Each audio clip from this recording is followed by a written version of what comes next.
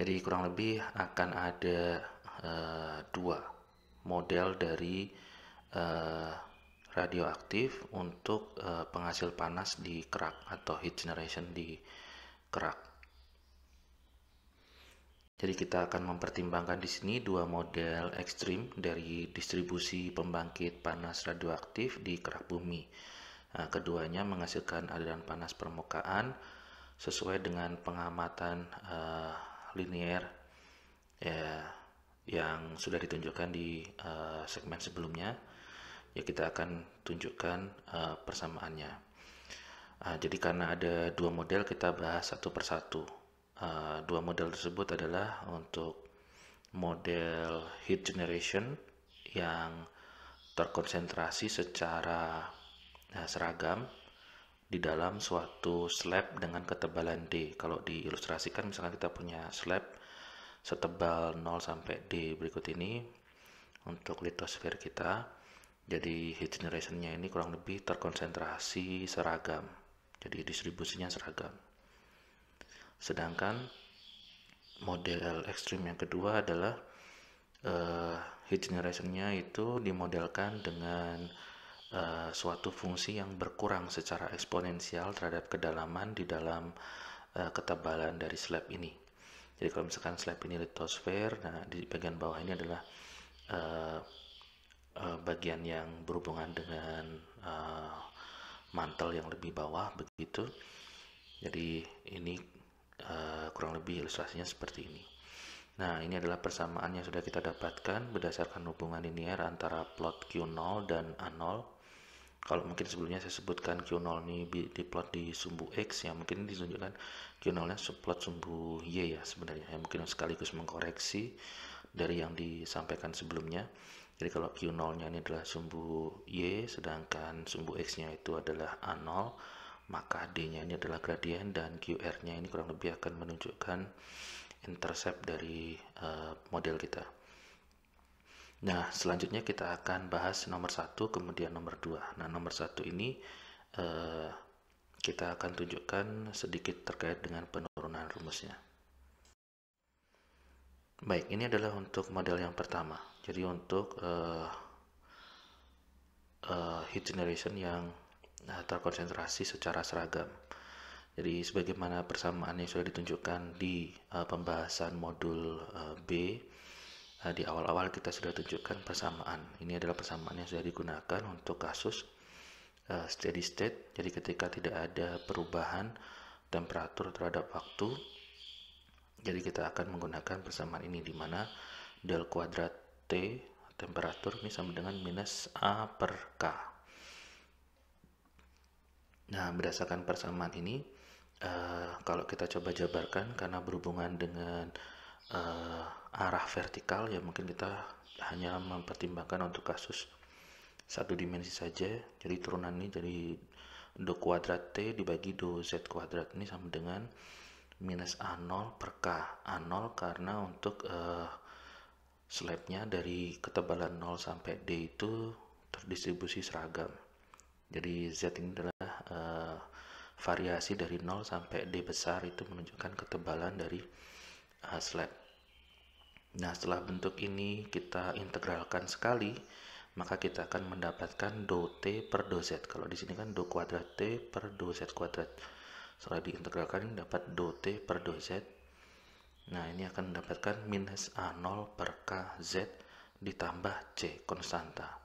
Nah, untuk mendapatkan nilai konstanta ini kita akan menggunakan kondisi batas pada permukaan Z sama dengan 0. Maka untuk Q0, nah kita bisa dapatkan dari persamaan untuk konduksi panas itu sebagai berikut. Jadi Q pada saat Z sama dengan 0 atau Q0 ini sama dengan persamaan konduksi panas K do T per do Z dievaluasi pada Z sama dengan 0. Nah, ketika ini dimasukkan, kita akan mendapatkan do T per do Z-nya ini adalah bentuk ini. Ya kan? Ketika ini dimasukkan dalam sini, maka kita punya bentuk ini, dan ketika Z-nya 0, maka kita punya bentuknya itu tinggal C. Yang tersisa adalah C.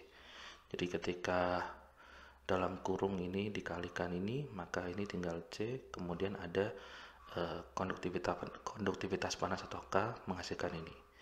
Dan kita mendapatkan C ini sama dengan Q0 per K. Oke.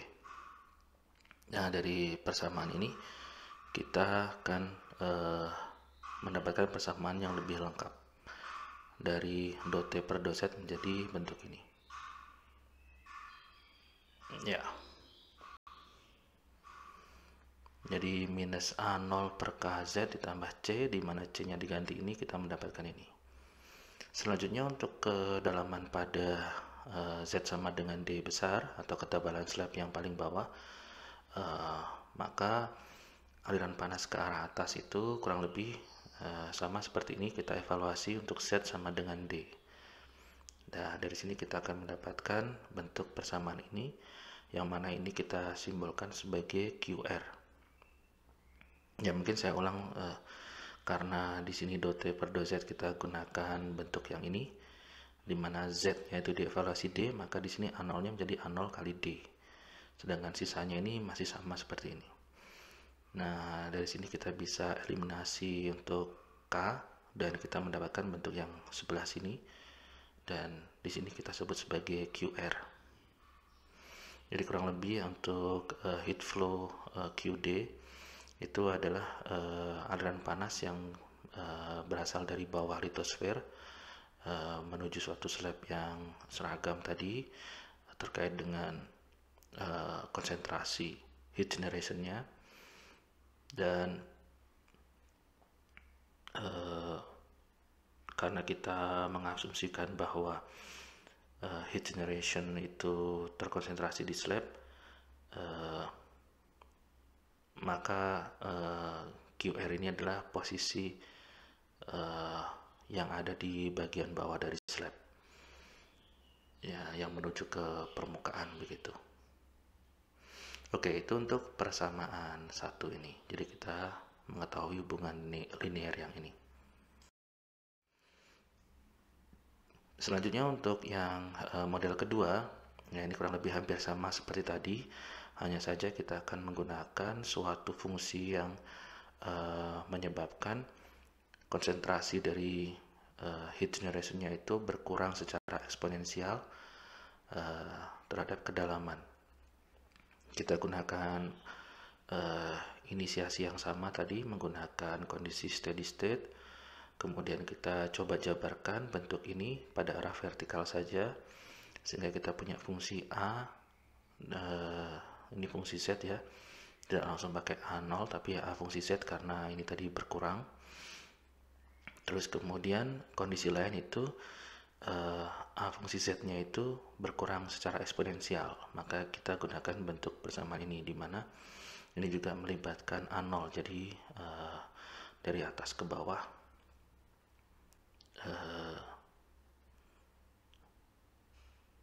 ditunjukkan sebagai berikut ini. Nah, ini berlaku untuk ketebalan slab dari 0 sampai Z asterik. Nah, ini untuk membedakan untuk variabel Z saja, di mana ini tidak selalu homogen begitu ya, atau tebalnya tidak selalu seragam.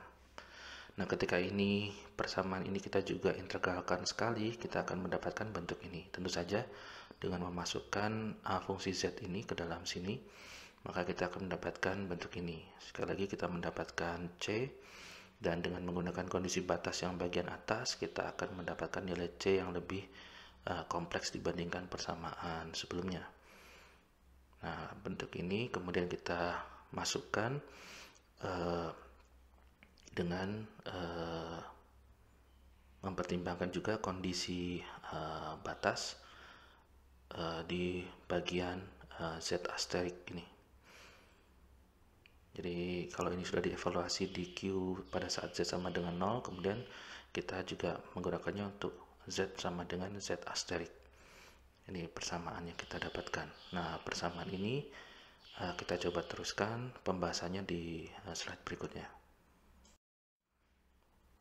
Ini adalah persamaan yang ditunjukkan terakhir, dan kita coba tunjukkan beberapa hal berkaitan dengan yang sudah kita pelajari. Ini adalah persamaan yang di model 1, dan kita bisa mendapatkan dengan melakukan perubahan posisi untuk QR, kita bisa mendapatkan bentuk seperti ini, dan ini mengulang tadi bentuk konsentrasi dari heat generation yang berkurang secara eksponensial. Ya, karena kita mengulang persamaan ini berkaitan dengan pembahasan yang ada di persamaan ini. Jadi persamaan ini kita bisa sederhanakan bentuknya menjadi bentuk ini, di mana posisi Q0 ini kita rubah ke kiri dan QZ ke kanan. Jadi kita punya bentuk seperti ini. Nah, dari sini dengan memperhatikan ini kita bisa melihat bahwa Q0 di minus A0D kita bisa substitusikan, kita bisa mendapatkan nilai QR, atau ya posisinya mungkin A0D di minus Q0 menjadi QR. Nah, kemudian kita bisa menyusun ulang bentuknya. Nah, dari sini kita juga akan mendapatkan bentuk A0 pangkat Z asterik dibagi D ini bisa kita modelkan sebagai AZ asterik, begitu ya. Nah, ini menjadi bentuk seperti ini. Nah, berdasarkan bentuk yang ini kita mendapatkan hubungan yang linear antara QR QZ asterik minus AZ asterik dikali D. Ya, jadi dari model yang kedua ini kita mendapatkan hubungan linear berlaku untuk model ini jika heat generation pada A Z asterik pada kedalaman Z asterik konstan di seluruh heat flow province, atau jika misalkan AZ asterik D ini kecil, pengamatan QR mungkin sangat berbeda dari aliran panas aktual yang lewat di bagian bawah ini. Jadi kalau misalkan ininya adalah memberikan nilai yang sangat kecil, ada kemungkinan hubungan linear ini berlaku kalau QR-nya itu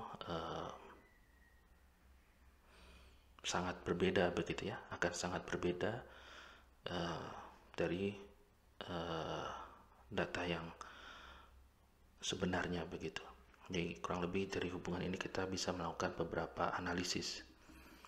Untuk beberapa heat flow province AZ asterik D kecil, jadi dari beberapa data mungkin ini akan menjadi kecil, begitu dari modelnya. Nah, dengan demikian QR adalah perkiraan yang cukup masuk akal untuk QZ asterik, karena di sini kecil maka QR sama dengan QZ asterik. Ini adalah perkiraan untuk QZ asterik, jadi aliran di bagian bawah. Ini menghilangkan kondisi bahwa untuk AZ asterik ini harus sama di seluruh heat flow province, dan posisi Z asterik ini kurang lebih akan lebih dalam dibandingkan dengan tebal dari D ini. Jadi ada beberapa hal ketika kita melihat kondisi ini terjadi. Oke, demikian untuk pembahasan berkaitan dengan formulasi matematis. Semoga bermanfaat dan terima kasih.